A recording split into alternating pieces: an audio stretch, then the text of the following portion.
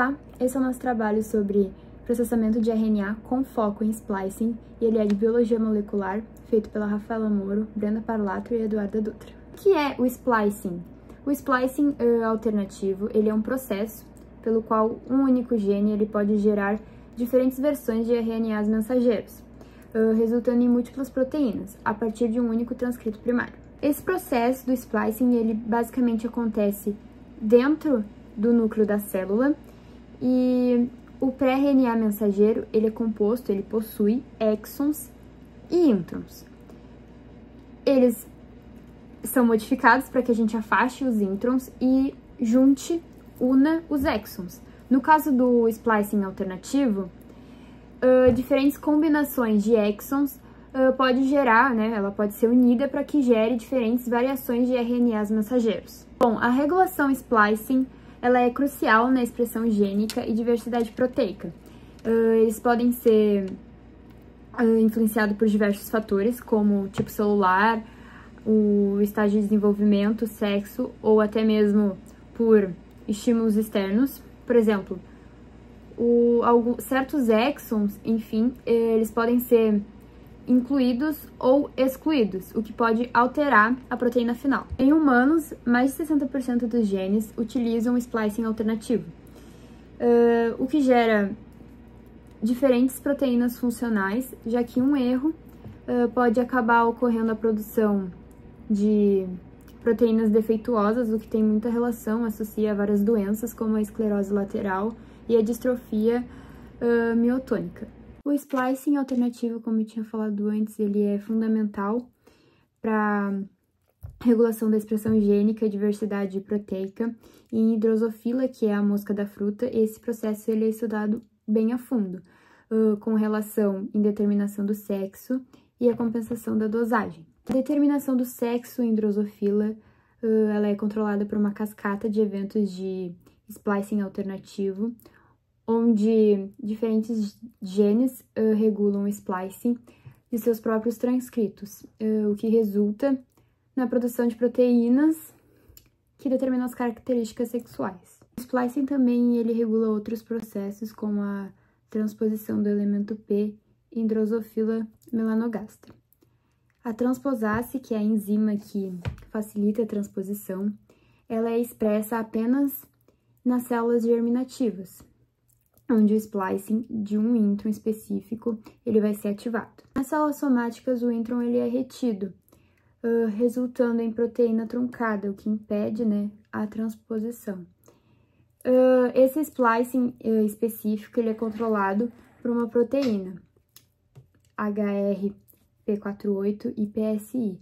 PSI, particularmente, ele é expresso em maior quantidade em células somáticas, onde impede o splicing do intron IVS3, prevenindo a expressão da transposase nessas células.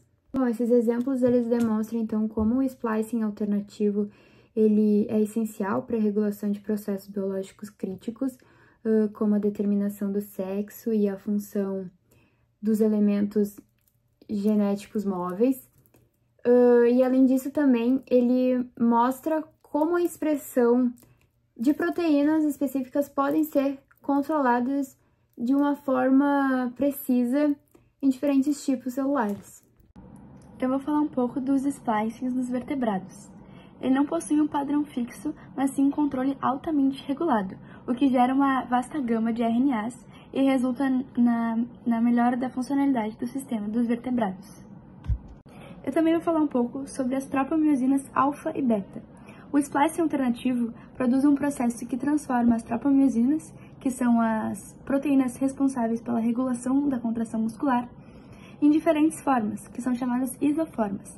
Essas isoformas, elas permitem que tenham diferentes funções em diferentes tecidos musculares, como, por exemplo, na alfa-tropomiosina, que tem o exon 2, que são encontrados nas células musculares lisas, e o exon 3, que são encontrados em praticamente todas as células, menos nas células musculares lisas, por causa da proteína PTB, que inibe essa ação do exon 3.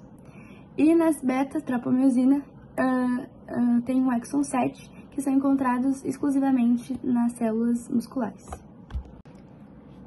Vou falar também sobre a troponina T cardíaca, que ela também é uma proteína responsável pela contração muscular e ela possui 18 exons. O exon 5 é encontrado no tecido muscular embrionário e é intensificado pelo intensificador ESE. A gente também tem o receptor GABA, que ele possui um exon só, com 24 nucleotídeos, e ele é responsável especificamente pelo tecido cerebral, os neurônios. A proteína PTB, ela inibe a ação do receptor GABA em outras áreas que não sejam as neuronais, e são necessários 2 elementos cis para regulamentar o splicing. E por último, a gente tem a calcitonina, que ela possui 6 exons. E aí o exon 1 e o 3, eles são encomendados pela célula C da tireoide e são regulados por elementos que reprimem ou favorecem a ação do exon 4. Tem o exon 1, que ele é encontrado no cérebro e no sistema periférico, e o exon 5 e 6, que eles são responsáveis pela produção do CGRP. Eu vou falar dos retrovírus.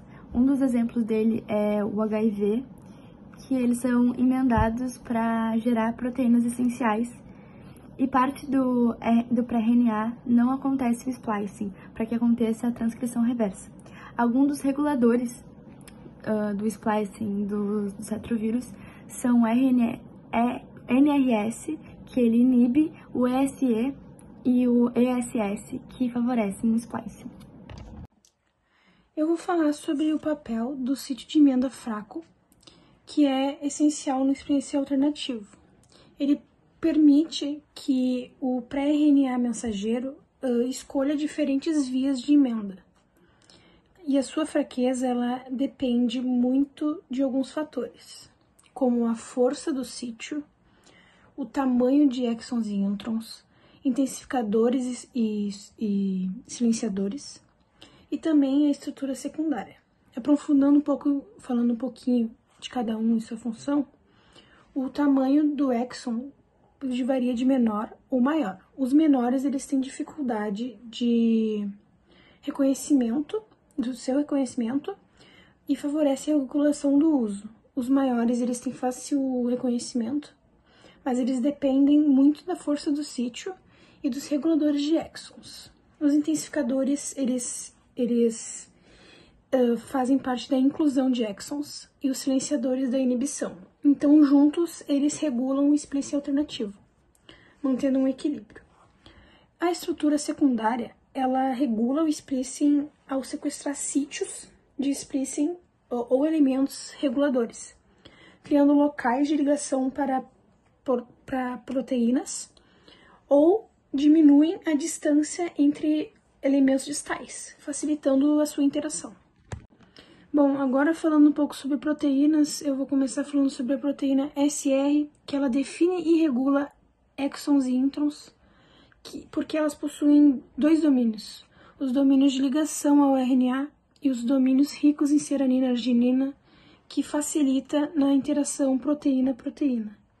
Também temos o U2AF, que é um regulador do splicing, que acontece essa regulação ao mediar uma ligação do SNRNP-U2 a ramificações de pré-RNA mensageiros.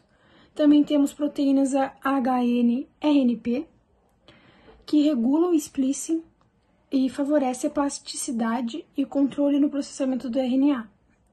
Também temos o PTB, que é o regulador-chave. Ele modula o splicing por meio de formação de complexos específicos e de repressão de locais de splicing em diferentes células, diferentes tipos de células. E finalizando o nosso trabalho, eu vou falar sobre a proteína KSRCP, que é um regulador são reguladores específicos de genes cruciais no splicing em diferentes contextos celulares, e em especial em células neurais.